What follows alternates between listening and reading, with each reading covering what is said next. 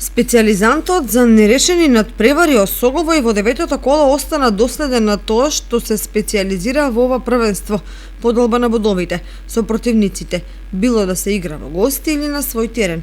На дуелот против Плачковица, иако победе уште во 10-та минута со голот на Паунов и уште во раната фаза од надпреварот најави победа, сепак на крајот се задоволи само со бод. Тоа што загрижува повеќе од прокоцканите два бода е неорганизираната игра и немоќта да се вметне свој препознатлив стил на теренот. На стадионот Филип II во Виница, Слога продолжува да прави чуда и тоа веќе не е случајно, или имале среќа. Винничани ја надигра и надмудри реномираната победа од Прилеп и со головите на Бујчевски и Иванов ја испратија дома да се чуди што ја снашла во малото градче под Плачковица.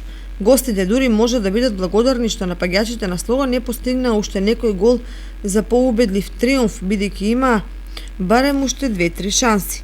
Еве ги резултатите од деветото коло.